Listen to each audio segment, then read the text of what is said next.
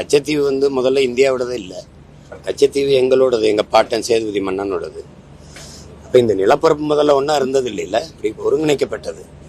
அதில் மன்னர் மானிய ஒழிப்பில் அம்மையார் இந்திரா காந்தி அவர்கள் எடுத்து அதை கொடுத்துட்டாங்க.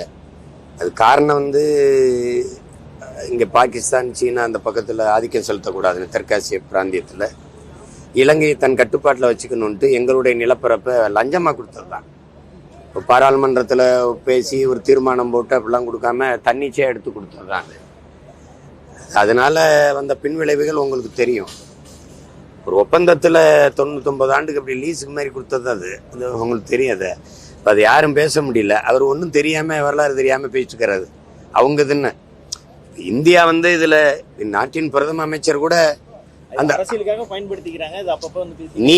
நீங்க எதுக்கு பேசுறீங்க? இப்போ மனச்சான்றோட பேசணும்ல. இலங்கைக்காரன் நீ ஒண்ணுதான், அது இந்தியா உனக்கு கொடுத்தது, அதை இப்போ திருப்பி எடுக்கிற உரிமை எங்களுக்கு இருக்கு. அது நாட்டின் பிரதம அமைச்சர் கூட பேசுனாங்க அந்த நேரத்தில், கச்சத்தீவை திருப்பி எடுக்கணும்ட்டு. அப்புறம் அதை விட்டுட்டாங்க. பாராளுமன்ற தேர்தல் அப்போ அந்த பிரச்சனை வந்ததில்லை, விட்டுட்டாங்க.